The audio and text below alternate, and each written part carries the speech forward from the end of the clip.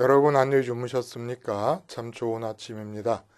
우리 2014년 1월 3일 금요일 말씀으로 드리는 오늘의 번제 함께 합니다. 갈라디아서 3장 19절에서 28절까지 말씀으로 같이 하겠습니다. 우리는 22절에서 27절까지만 같이 읽습니다. 시작. 그러나 성경이 모든 것을 죄 아래 가두었으니 이는 예수 그리스도를 믿음으로 말미암는 약속을 믿는 자들에게 주려 함이라.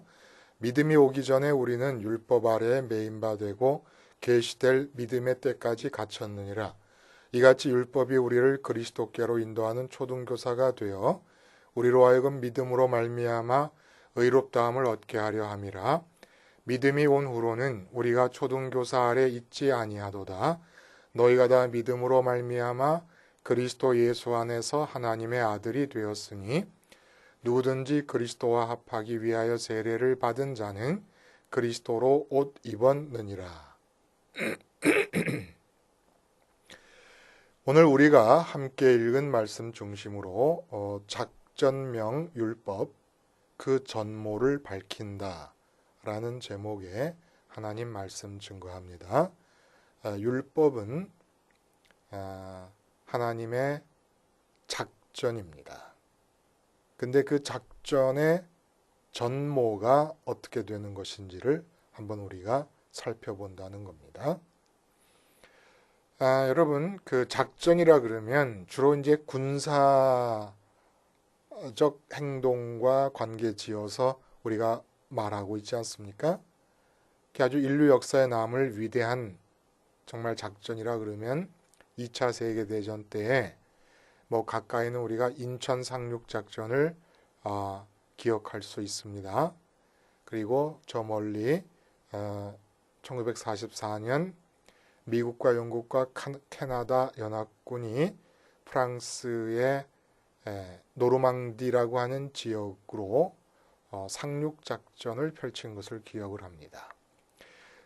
많은 희생을 치렀지만은 노르망디 상륙작전이 성공을 합니다. 근데 문제는 독일 본토로 진격을 해 들어가야 전쟁을 끝낼 수 있을 거 아니겠습니까? 그래서 영국의 몽고메리 장군을 주축으로 해서 독일 본토 진격을 위한 교두보 확보에 들어가게 됩니다. 이 교두보 확보를 위한 작전을 마켓 가든 작전이라 그래요. 라인강이 독일을 통과해서 네덜란드를 지나지 않습니까? 그 네덜란드로 지나는 라인강의 다리를 확보함으로써 독일 본토 진격의 교두보를 확보하려고 했던 작전입니다. 마켓 가든 작전. 그런데 아주 역사에 남을 참담한 전쟁을 치른 뒤에 실패하게 됩니다.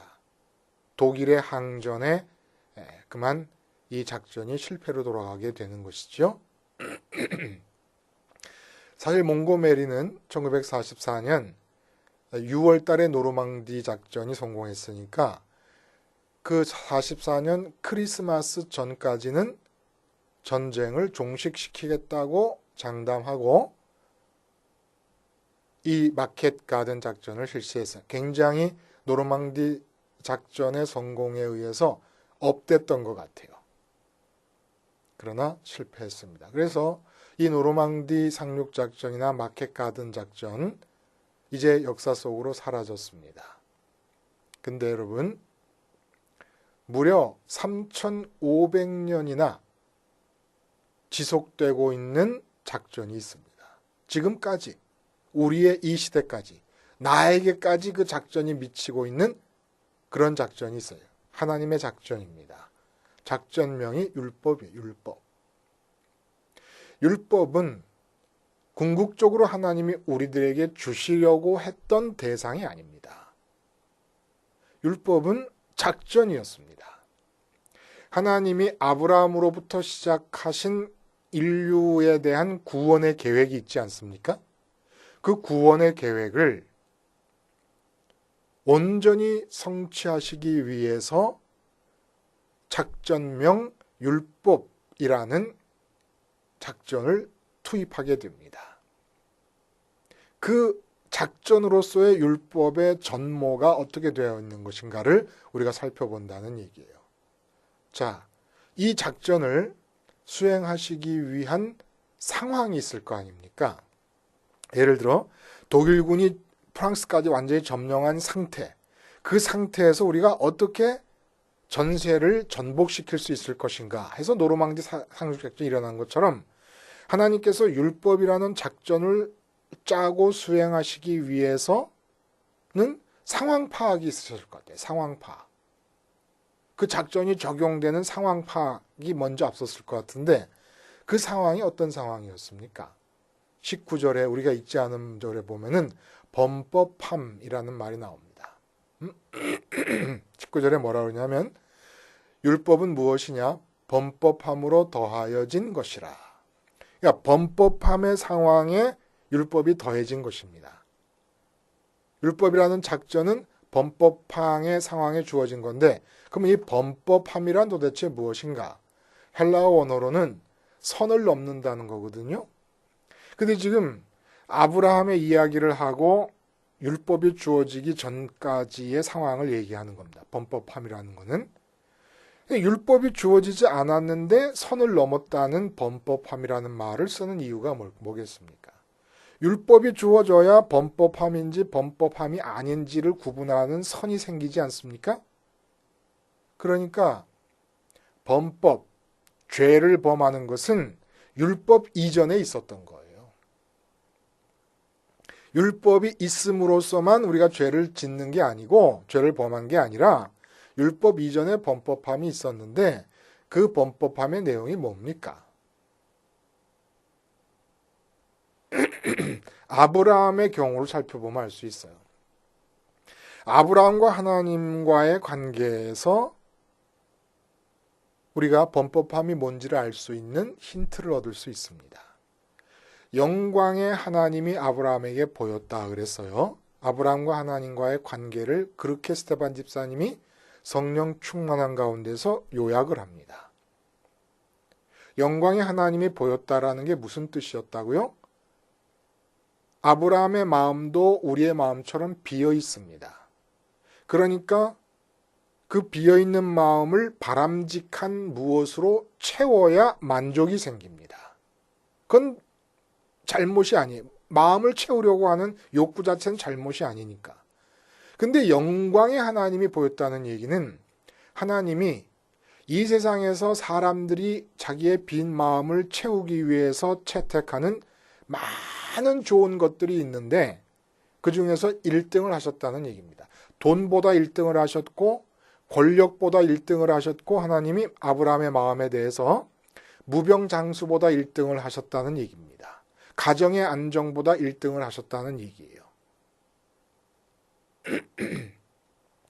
이 상태에서 범법함이 뭔가를 우리가 알 수 있는 실마리가 나옵니다.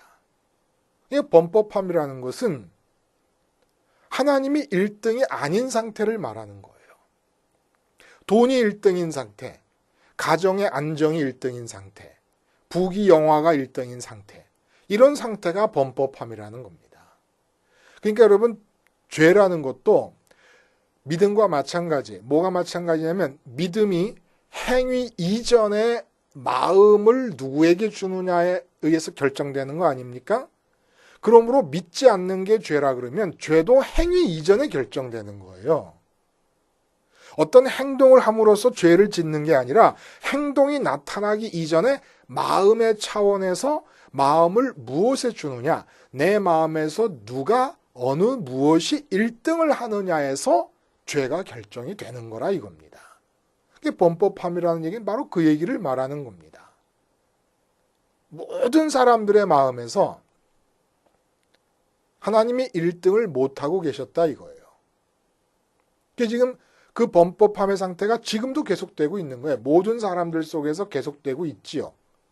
그러니까 선악과를 안 먹고 있을 때는 자기 마음으로 좋은 것을 판단하지 않으니까 마음이 비었어요. 좋은 걸 판단해야 좋은 걸 마음으로 받아들일 거 아닙니까? 아, 이게 좋구나 하고. 근데 돈이 좋은지 나쁜지 판단을 하지 않습니다. 권력이 좋은지 나쁜지 판단을 하지 않고 건강이 좋은지 나쁜지 판단을 하지 않아요. 그러니까 그걸 받아들일 수가 없어요. 마음에는 좋은 게 들어와야 되니까. 그런 상태에서 하나님이 들어오신 겁니다. 그래서 에덴이 된 거예요. 기쁨의 동산이 된 거예요. 근데 지금은 어떤 상황이냐면 장사를 크게 해보고 싶다. 훌륭한 정치가가 되고 싶다. 나라를 사랑한다. 가족을 사랑한다. 멋진 이성과 뜨거운 연애를 하고 싶다. 내 인생을 명예와 인기로 가득 찬 성공적인 인생으로 한번 일구어내고 싶다. 이러한 모든 상태가, 이러한 마음가짐들이 하나도 죄라는 걸 모르고 있는 상태입니다. 마음에는 오직 하나님만이 들어와야지 된다는 걸 모르고 있는 거예요. 그러니까 하나님의 이름을 부르는 사람들조차도 이런 식의 내용물들을 마음 안에 담고 있습니다. 나라의 번영. 나라의 번영을 위해 기도하는데 누가 그걸 죄라고 생각하겠습니까? 나라가 잘 돼야 내가 잘 되고 내 가족이 잘 될 수 있다. 이런 생각. 이게 죄인 줄 모르는 거예요. 그래서 이 상황을 염두에 두시고 하나님이 작전을 계시하시는 겁니다. 자, 어떻게 이제 작전이 시작이 되느냐? 일단 작전의 첫 단계에서 전체 작전명은 율법입니다. 그 율법이라는 작전을 포함하고 있는 그 전체의 계획은 구원의 계획입니다. 구원의 계획을 이루시기 위해서, 성공적으로 성취하시기 위해서 율법이라는 작전을 투입을 하신 겁니다. 작전을 어떻게 계시하시냐면 이렇게 계시하십니다. 일단 인정하시는 단계로부터 시작합니다. 뭘 인정하느냐? 선악과를 먹은 효과에 지금 취해 있지 않습니까? 모든 사람들이. 그래서 선악을 판단하고 좋고 나쁜 걸 판단해요. 좋은 걸 판단하는 이유가 뭡니까? 내 빈 마음을 채워서 만족하기 위해서. 그래서 좋은 걸 판단하는 거예요. 돈이 좋다. 권력이 좋다. 무병장수가 좋다. 사람들 앞에 높임을 받는 게 좋다. 이러한 모든 사람들이 선악과에 취해서 좋다고 생각하는 모든 것들을 좋은 것으로 인정을 일단은 해버리십니다. 그래, 좋다. 너희가 좋다고 하는 그것들이 다 좋은 것으로 인정하자. 그게 축복이라고 하자. 그래서 여러분, 구약의 축복관이 팔복으로 대표되고 있는 신약에서의 축복 내용과 너무나 많이 다른 이유가 거기 있는 겁니다.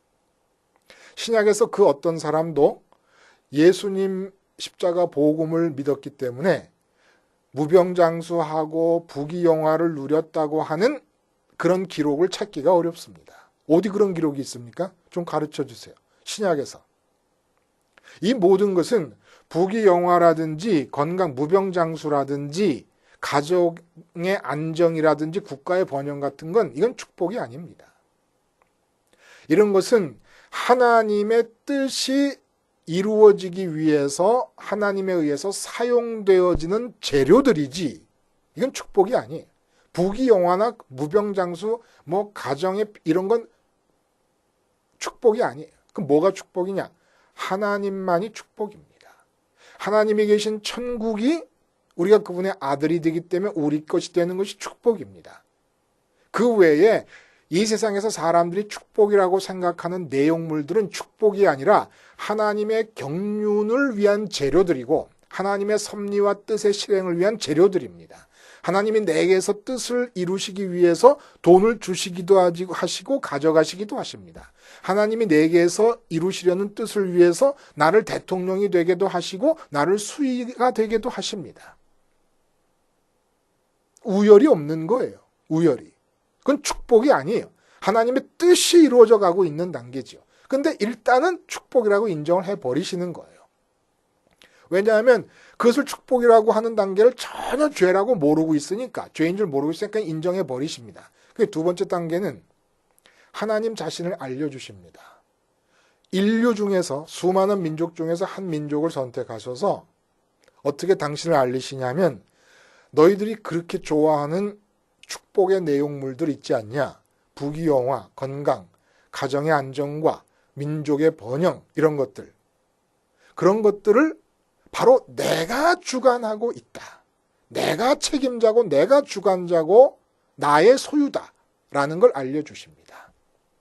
그래서 출애굽기를 읽어보면 출애굽 때 그 이스라엘 자손들이 하나님이 누군지를 모르는 거예요. 조상들의 하나님이 있긴 있었지만은 아직 몰라요. 그러니까 당신을 나타내시기 위해서 10가지 재앙을 내리시고 홍해를 가르셔서 건너게 하시고 광야에서 풀 한 폭이 나지 않는 사망의 땅에서 200만 명이 넘는 사람들이 가축과 더불어 함께 먹고 살도록 해주십니다. 이렇게 당신 자신을 계시하시는 거예요. 어떤 분으로 계시하십니까? 사람들이 그렇게 좋아하는 부귀영화, 돈, 권력, 높아지는 거, 승진, 이 좋아하잖아 이런 거 다. 그렇죠? 그리고 가정의 안정, 국가의 번영 이런 것들 다 내가 주관하는 거다. 내가 바로 그 주관자라는 걸 계시하십니다. 그 다음에 셋째 단계로 접어듭니다. 셋째 단계는 어떤 단계냐? 이제 율법을 제시하시는 거예요. 율법을 지키기만 하면 너희가 그렇게 좋아하는 모든 축복의 내용들, 그 다 내가 주관하는 거니까 내가 제시하는 율법만 지키면 내가 그것들을 너희한테 주겠다. 지금 다 작전의 수행 중입니다. 작전. 드디어 율법이 나왔어요. 율법만 지키면 너희가 좋다고 하는 그것들, 실은 좋은 것도 아닌데 그건 좋은 축에도 못 드는 겁니다. 하나님을 마음으로 딱 갖게 되면은 돈이나 권력이나 이런 건 좋은 축에도 못 드는 것이고, 그러니까 사도 바울이나 베드로나 사도들이, 초대교인들이 다 세상에서 좋다고 하는 걸 다 잃고도 그렇게 기쁨으로 살았던 거예요. 주님께서도 머리 둘 것 없으면서도 집 한 칸 마련하려고 생각도 안 하시고 사신 거예요. 근데 하도 좋다고 그리고 그것들을 마음으로 받아들인 걸 죄인 줄도 모르고 사니까 다 인정하시고 율법만 지키면 내가 주겠다라고 해버리신 겁니다. 이게 구약을 이해하기 위한 키라는 거예요. 키. 구약과 신약의 차이점을 이해할 수 있기 위한 키이기도 하다는 겁니다. 근데 이 율법이 십계명 예를 들면 못 지킬 것도 없을 것 같아요. 하나님의 다른 신을 섬기지 말아라. 못 지킬 게 뭐 있어요? 그 기적의 하나님을. 그리고 그 다음 것들도 다 웬만한 사람들은 부모 공경하라, 살인하지 말라, 간음하지 말라, 도둑질하지 말라, 거짓말하지 말라, 탐하지 말라. 이거 웬만한 사람들은 지금도 다 지키고 있는 거 아닙니까? 근데 다 쉬울 수 있을 것 같은데 속을 까보면 이 십계명을 못 지키는 거예요. 탐하지 말라. 뭘 부러워하는 거 탐하는 거 아닙니까? 약올라 하는 거 탐하는 거 아닙니까? 거짓말 안 해본 사람이 누가 있겠어요? 지킬 수가 없는 거예요. 그래서 내가 지킬 수 없는 자라는 걸 나 스스로 보게 하십니다. 그럼 우리가 이렇게 묻는 거야. 이제 그 다음 단계, 넷째 단계 어떤 단계로 들어가느냐? 율법을 줬는데 못 지켰어요. 별것도 아닐 것 같은데도 결국 못 지켜. 어느 정도로 못 지켰느냐? 가나안 땅에서 멸망을 당해가지고 쫓겨날 정도로 못 지켰습니다. 모세가 그러거든요. 하나님께서 너에게 주신 이 율법 말씀은 저 멀리 바다 건너에 있는 것도 아니고 저 높은 하늘에 있는 것도 아니다. 바로 너희 가까이 있다. 너희 앞에 있다. 무슨 얘기냐? 지킬 수 있는 거라는 얘기예요. 근데 못 지켰어요. 그게 왜 못 지켰는가를 한번 살펴봅니다. 네 번째 단계 그게. 이제 죄의 개념이 들어와야 된다는 거예요. 왜 못 지켰느냐 생각하니까 하나님의 말씀이 아무리 지키기가 쉽게 보여도 못 지키는 이유는 하나님을 사랑하지 않기 때문입니다. 쉽게 말하면 하나님이 내 마음 안에 들어와 계시면서 하나님의 말씀을 주시면 내가 지킬 수 있지만, 내 마음 안에는 돈이 들어와 있고 내 마음 안에는 권력이 들어와 있고 내 마음 안에는 성공과 승진이 들어와 있는데, 자식이 들어와 있는데 근데 하나님이 바깥에 계시면서 말씀을 줄 때는 절대로 못 이룬다 이겁니다. 그래서 사실은 십계명은 첫 계명을 제대로 지키면 다 지키는 거예요. 첫 계명이 뭐죠? 나 외에 다른 신을 섬기지 말아라. 여기서 신이 뭡니까? 신. 여기서 신은 내 마음에 만족을 줄 수 있는 존재가 신입니다. 내 마음에 기쁨을 줄 수 있다고 믿어지는 게 신입니다. 그러니까 우리가 돈을 벌어야 만족하다라고 생각한다 그러면 돈이 신인 거예요. 자식을 잘 키워야 만족하다고 생각한다 그러면 자식이 신인 겁니다. 근데 이 1계명에서 다 어긋나 버리는 겁니다. 하나님이 마음에 들어와 계시면 하나님의 말씀이 지켜져요. 그렇게 젊은 아이들이 아침 일찍 일어나는 걸 힘들어합니다. 제가 말씀드리잖아요. 근데 아침 일찍 데이트 시간을 친구가 생겨가지고 데이트 시간을 잡잖아요. 2시간 전에 일어나가지고 꽃단장하고 나갑니다. 사랑의 힘이에요. 사랑의 힘. 사랑의 힘이 있어야 행위가 나타납니다.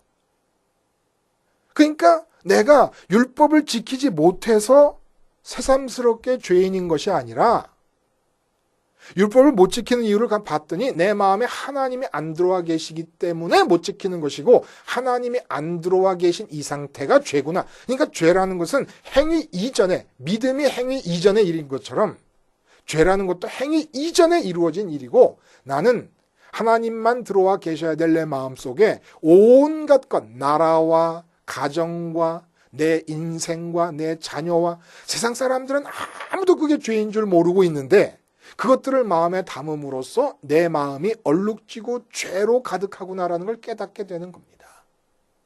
율법을 통해서, 율법을 못 지킴을 통해서. 왜 못 지켰냐? 마음 안에 하나님이 안 들어와 계시니까 못 지켰구나. 그럼 이제 어떻게 해야 되느냐? 나는 습관적으로 자동적으로 자꾸 이 세상에 돈을 소원하고 자꾸 그러는데 도대체 어떻게 해야 되느냐?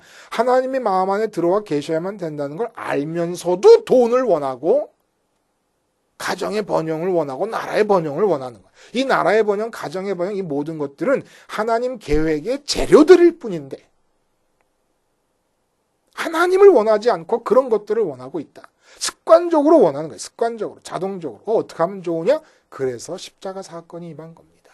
그게 복음인 거예요. 왜 복음이냐면 내 마음속에 하나님만이 들어와 계셔야 된다라는 걸 안타깝게 갈구하는 사람에게 복음이라는 거예요.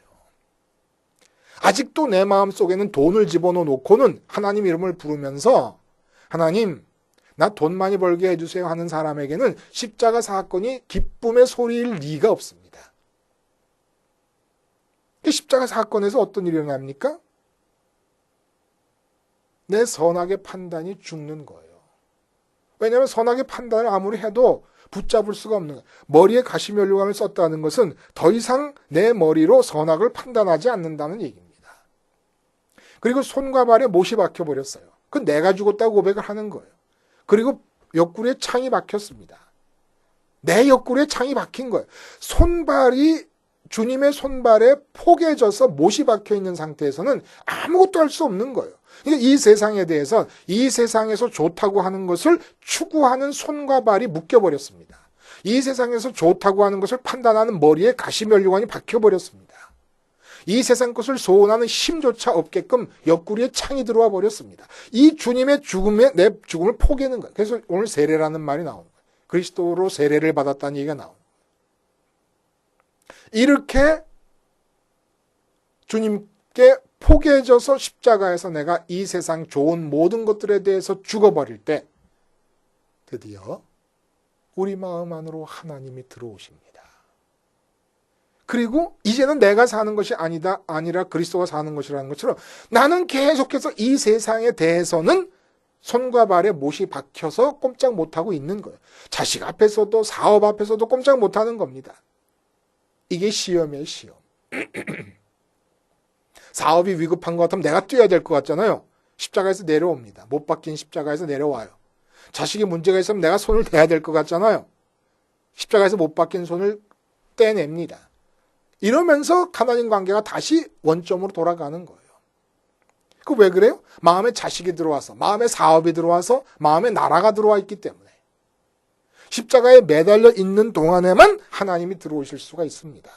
이게 작전명 율법, 그 율법이라는 작전의 전모예요. 한번 거듭 들어보시면서 율법이라는 작전의 전모를 우리 머릿속에 딱 그림으로 그려놓으면 왜 십자가 복음을 우리가 받아들이고 왜 십자가 복음을 생활화하면서 살아야 하는가에 대한 명분을 우리 마음속에 충분히 십자가를 잊지 않고 살 만큼 가질 수가 있을 것입니다. 기도하시겠습니다. 하나님 아버지,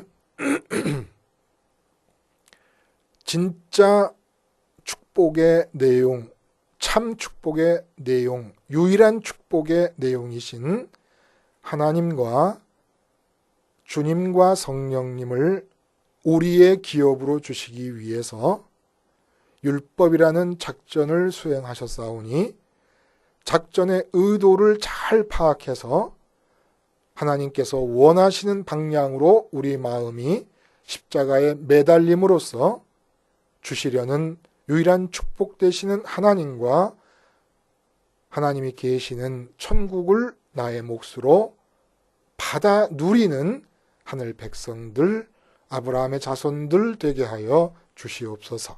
예수님의 이름으로 기도하옵나이다. 아멘.